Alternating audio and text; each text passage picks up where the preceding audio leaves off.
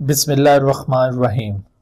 रब्बिश्रह ली सदरी व यस्सिर ली अमरी वहलुल उक़दतम मिन लिसानी यफ़क़हू क़ौली। बिस्मिल्लाहिर्रहमानिर्रहीम। अस्सलाम वालेकुम dear students. Review of important short and long question के सिलसिले की एक और वीडियो के साथ आपके सामने हाजिर हैं। इस वीडियो के अंदर हम चैप्टर नंबर 6 प्रोकैरियोट्स को रिव्यू करेंगे और इसमें से देखेंगे कि कौन कौन से टॉपिक में से कैसे शॉर्ट क्वेश्चन और किस तरह के लॉन्ग क्वेश्चंस एक्सपेक्टेड हैं, और साथ ये भी देखते हैं कि फेडरल बोर्ड का जो रिड्यूस सिलेबस है इस साल के लिए, उस सिलेबस के मुताबिक इस चैप्टर के कौन से टॉपिक्स को एक्सक्लूड किया गया और कौन से टॉपिक्स को आपने कवर करना है। तो एक नज़र पहले हम फेडरल बोर्ड के रिड्यूस सिलेबस पर डाल लेते हैं और उसके बाद फिर वापस इस बुक की तरफ आते हैं। देखिए चैप्टर नंबर 6 प्रोकैरियोट्स, इसमें आर्किया का टॉपिक दिया 6.2 और उसके सब टॉपिक्स भी इसके अंदर शामिल हैं, कोई एक्सक्लूड नहीं किया। 6.3 फिर बैक्टीरिया, उसकी इकोलॉजी एंड डाइवर्सिटी का टॉपिक है, इसके भी सब टॉपिक्स इंक्लूडेड हैं। 6.4 structure, shape and size of bacteria. 6.5 है modes of nutrition in bacteria, और फिर 6.6 है growth and reproduction in bacteria. तो ये टॉपिक प्रोकैरियोट्स के हमने शामिल किए इस साल के रिड्यूस सिलेबस में। बाकी इसके अलावा जो टॉपिक्स होंगे उनको एक्सक्लूड कर दिया। तो आइए ज़रा बुक पे नज़र दौड़ाते हैं, इसमें से देखते हैं कि कौन से शॉर्ट क्वेश्चंस एक्सपेक्टेड हैं। देखिए यहाँ पर जो सबसे पहला इन्होंने टॉपिक दिया था, आर्किया से आपने स्टार्ट लेना है, यानी टैक्सोनॉमी ऑफ प्रोकैरियोट्स को आप छोड़ दीजिए, ये आपने कवर नहीं करना, आपने डायरेक्टली आर्किया पे चले जाना है 6.2 पे। तो आर्किया, इसमें सबसे पहले आप जैसे देख रहे हैं कि यूनिफाइंग फीचर्स ऑफ आर्किया का एक टॉपिक दिया हुआ है। तो आर्किया और बैक्टीरिया के दरमियान रिलेशन भी ये ओपनिंग पैराग्राफ के अंदर गिवन है, तो आपने ये रिलेशनशिप भी इन दोनों के दरमियान याद रखनी है। शॉर्ट क्वेश्चन में आपसे ये रिलेशनशिप पूछी जा सकती है कि what is relationship between archaea and bacteria.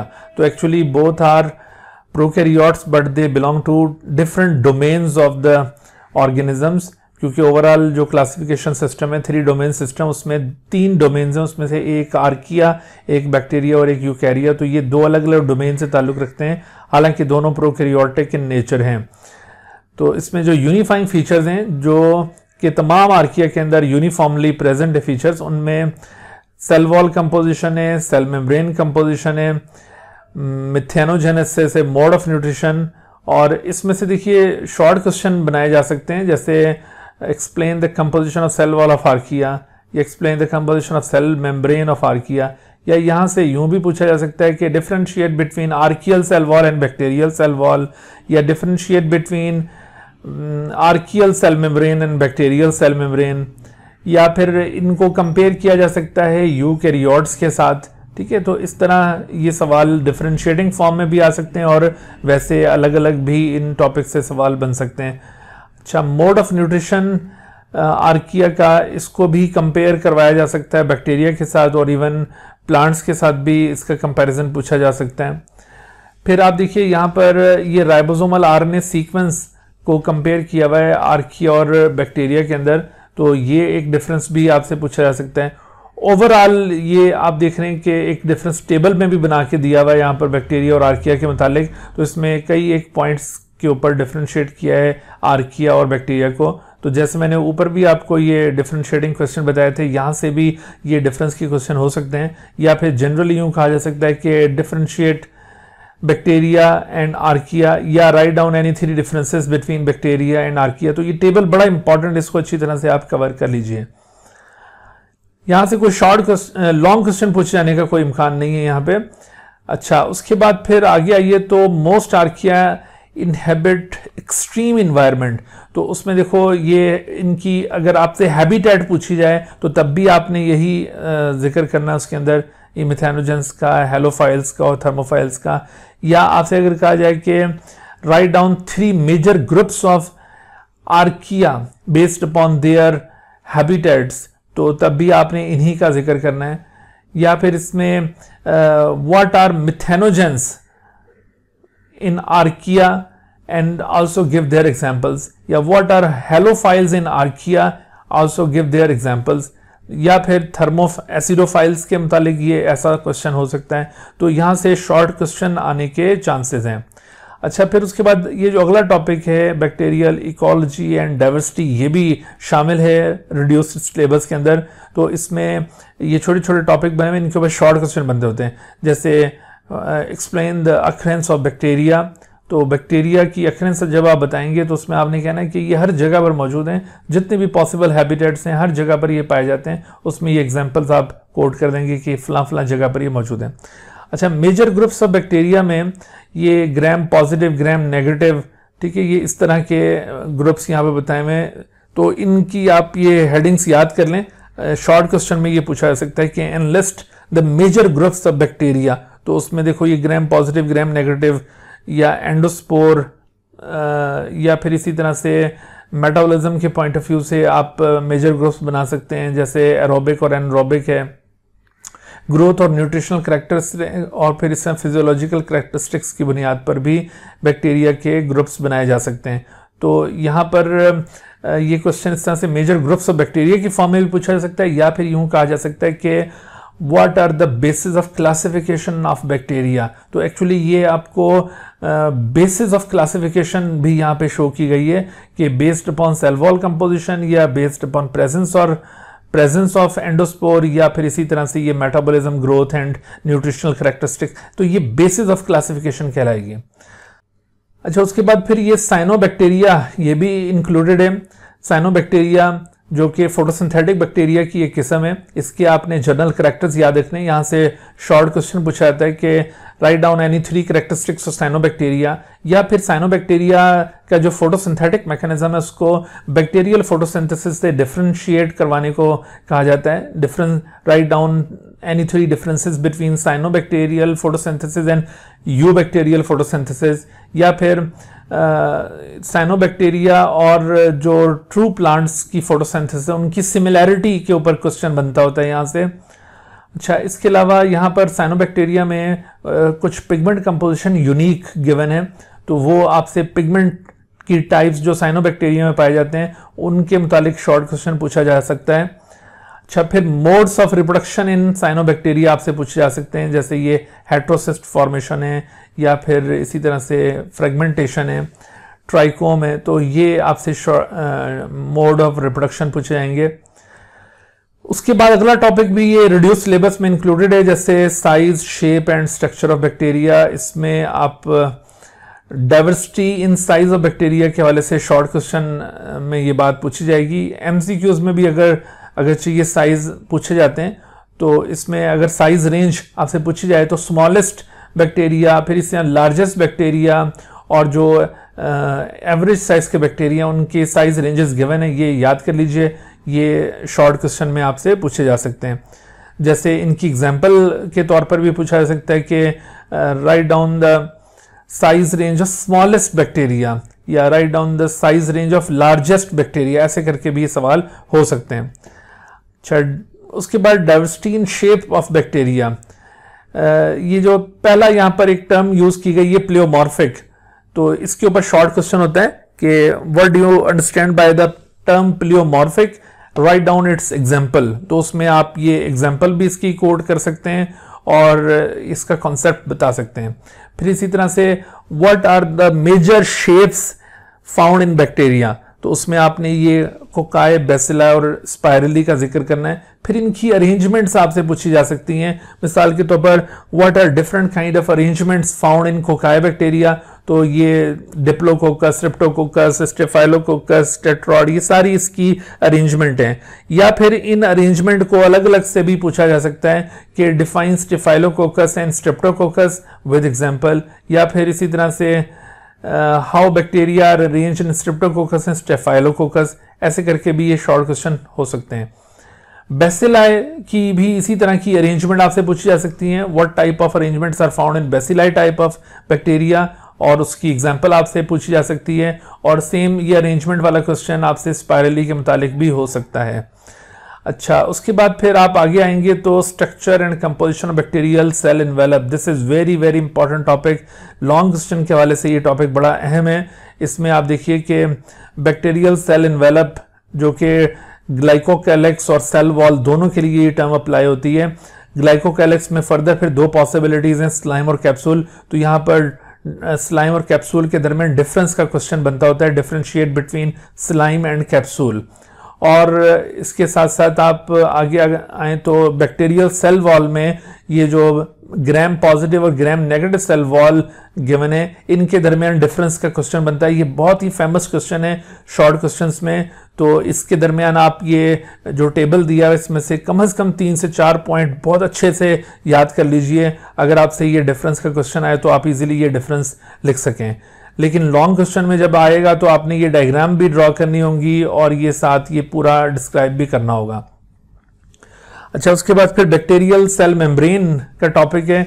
तो यहाँ पर ये बैक्टीरियल सेल मेम्ब्रेन के कैरेक्टर्स बताए हुए हैं और इसमें से एक क्वेश्चन यूं हो सकता है कि how bacterial cell membrane differs from eukaryotic cell membrane. तो ये आपने ना सिर्फ बैक्टीरियल सेल मेम्ब्रेन को याद करना है बल्कि इसका डिफरेंस भी याद करना है यूकैरियोटिक मेम्ब्रेन से ये कैसे डिफरेंट है। बिल्कुल ऐसा ही क्वेश्चन आपसे बैक्टीरियल साइटोप्लाज्म के मुतालिक पूछा जा सकता है कि write down any 3 characters of bacterial cytoplasm, या फिर how bacterial cytoplasm differs from the eukaryotic cytoplasm। और फिर देखो बैक्टीरियल जीनोम के हवाले से जो क्वेश्चन बनेंगे उसमें आपसे ये पूछा जा सकता है कि why bacteria are generally called as haploid। इनको हैप्लॉइड क्यों तस्वर किया जाता है, एक बात ये पूछी जाती है। इसी तरह से आपसे ये बैक्टीरियल जीनोम के हवाले से ये बात पूछी जा सकती है कि what is the arrangement of DNA in bacterial genome. तो बैक्टीरियल जीनोम के अंदर डीएनए स्कैटर्ड फॉर्म में होता है, ये कोई डिस्क्रीट क्रोमोसोम की शक्ल में नहीं होता जिस तरह के यूकैरियोटिक सेल में आपको नजर आता है। लेकिन आपने यहाँ पे जिक्र करना है कि in addition to nuclear DNA there is another DNA which is found in some bacteria which is called plasmid. अच्छा, प्लाज्मिड के ऊपर अलग से भी आपसे शॉर्ट क्वेश्चन पूछा जा सकता है कि what is plasmid and how it differs from the nuclear DNA of the bacteria, या differentiate between plasmid DNA and nuclear DNA in bacteria। अच्छा, उसके बाद फिर ये जो बैक्टीरियल अपेंडेजेस दिए हुए, तो बैक्टीरियल अपेंडेजेस में ऐसे पार्ट्स को अपेंडेजेस कहा जाता है जो बैक्टीरियल सरफेस से बाहर प्रोजेक्टेड होते हैं, जैसा कि फ्लैजेला और पिल्ली, और इसको पिल्लाई भी कहा जाता है समटाइम, और फिम्ब्री। तो इन दोनों के दरमियान डिफरेंस क्या है, आप ये इनका डिफरेंस भी प्रिपेयर कीजिए, या फिर इसी तरह से बैक्टीरिया फ्लैजेला और फिम्ब्री, इन दोनों को याद रखें एज बैक्टीरियल अपेंडेजेस। अच्छा, स्ट्रक्चर ऑफ बैक्टीरियल फ्लैजेलम, तो ये भी आपसे पूछा जा सकता है बैक्टीरियल फ्लैजेलम का स्ट्रक्चर, और फिर इसका डिफरेंस आपसे यूकैरियोटिक फ्लैजेलम के साथ पूछा जाएगा कि how bacterial flagellum differs from eukaryotic flagellum. तो आप खास तौर पर दोनों फ्लैजेला को कंपेयर करते हुए कोई 3 से 4 पॉइंट निकाल लीजिए ताकि अगर ऐसा क्वेश्चन आ जाए तो आप फौरी तौर पर वो डिफरेंस लिख सकें। तो ये इन दोनों का आपने कंपैरिजन भी बनाना है अपने पास। अच्छा, उसके बाद बैक्टीरियल स्पोर्स और सिस्ट के मुतालिक यहां से सवाल होगा कि how bacteria pass unfavourable period of time. उसमें आपको फिर स्पोर्स सिस्ट दोनों बताने होंगे, या फिर ये जो स्पोर्स और सिस्ट जिन इन्वायरमेंटल कंडीशंस के अगेंस्ट रेजिस्टेंस प्रोवाइड करते हैं उसके हवाले से ये क्वेश्चन हो सकता है कि हाउ बैक्टीरिया टॉलरेट डेसिकेशन। तो डेसिकेशन रेजिस्टेंस के लिए सिस्ट इनके अंदर पाए जाते हैं, या how bacteria tolerate adverse pH of the medium या adverse temperature of the medium. तो उसमें आपने ये स्पोर्स का खासतौर पर जिक्र करना है। अच्छा, सिस्ट और स्पोर के दरमियान डिफरेंस का भी आपने क्वेश्चन प्रिपेयर करना है क्योंकि इनके दरमियान डिफरेंस भी अक्सर पूछा जाता है। या फिर आपसे स्पोर और सिस्ट की कॉमन कैरेक्टरिस्टिक्स भी पूछी जा सकती हैं। What are common characteristics of spores and cyst, या what are similarities between spore and cyst. तो आप इसको पढ़ेंगे तो आपको कुछ सिमिलैरिटीज का भी पता चलेगा, कुछ डिफरेंसेस का भी पता चलेगा।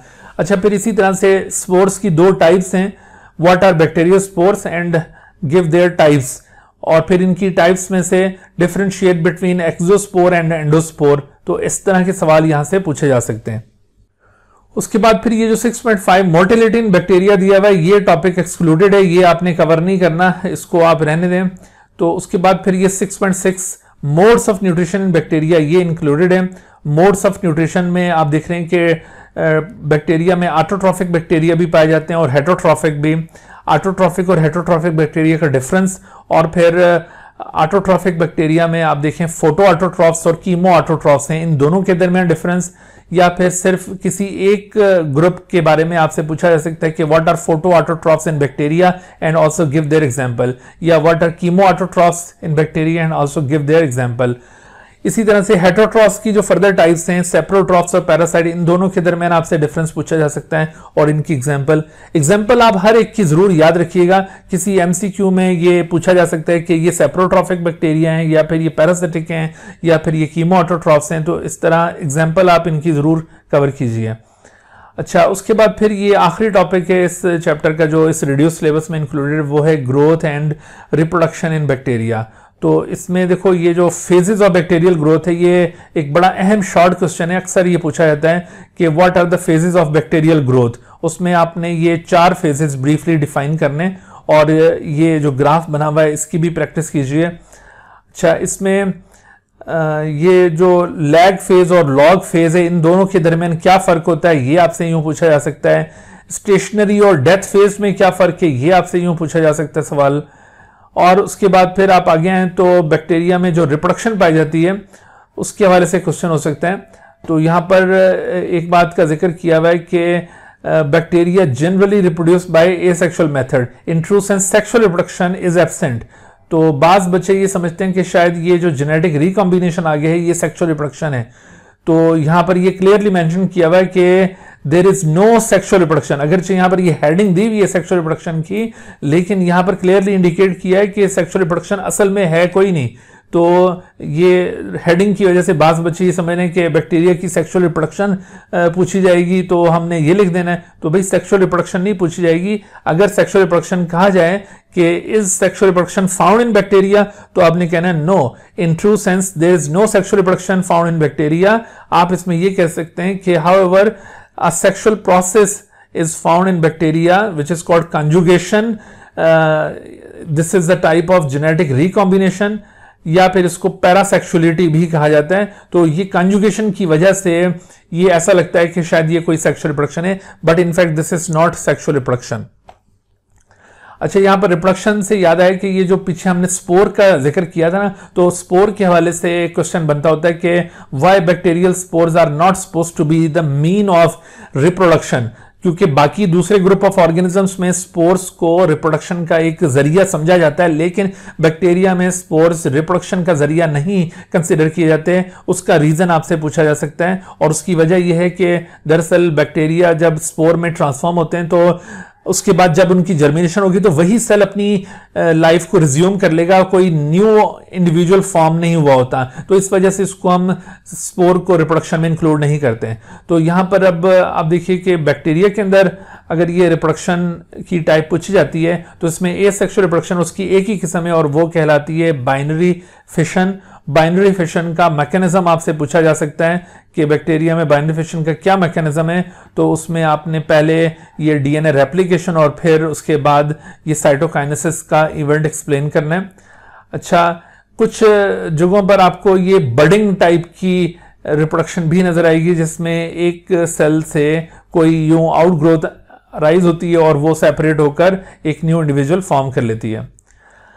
अच्छा, जेनेटिक रिकॉम्बिनेशन का जो यहां पर ये जिक्र किया था अभी हमने सेक्सुअल रिप्रोडक्शन के पॉइंट ऑफ व्यू से, एक्चुअली ये सेक्सुअल रिप्रोडक्शन तो नहीं, लेकिन ये जेनेटिक डाइवर्सिटी क्रिएट करने के लिए एक मैकेनिज्म है। तो इसकी 3 टाइप्स हैं। इसके ऊपर ये लॉन्ग क्वेश्चन बन सकता है कि describe different types of genetic recombination in bacteria, और इसमें आपने इनकी ये डायग्राम्स भी ड्रॉ करनी है और इनकी ये तीनों टाइप्स को एक्सप्लेन भी करना है। इसमें आपसे देखो इन तीनों टाइप्स के मुतालिक अलग अलग भी शॉर्ट क्वेश्चन हो सकते हैं कि what is conjugation, how does it occur in bacteria, what is transduction, how does it occur in bacteria. इसी तरह से ट्रांसफॉर्मेशन के मुतालिक ये सवाल हो सकता है। अच्छा, तो उसके बाद फिर ये जैसे जेनेटिक वेरिएबिलिटी इन बैक्टीरिया का ये टॉपिक दिया हुआ है, ये भी इसके साथ आपने याद रखना है।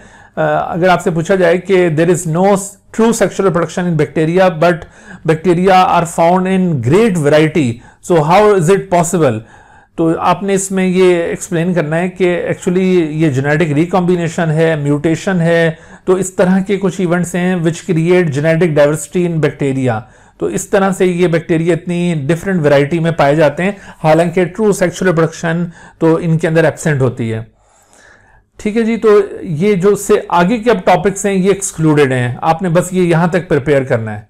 तो इस तरह से हमने इस वीडियो के अंदर ये चैप्टर 6 प्रोकैरियोट्स को भी अच्छी तरह से रिव्यू कर लिया है। इंशाल्लाह फिर नेक्स्ट वीडियो के अंदर हम एक और चैप्टर को रिव्यू करते हैं, तब तक के लिए इजाजत दीजिए, अल्लाह हाफिज। Dear viewers, thank you for watching this video.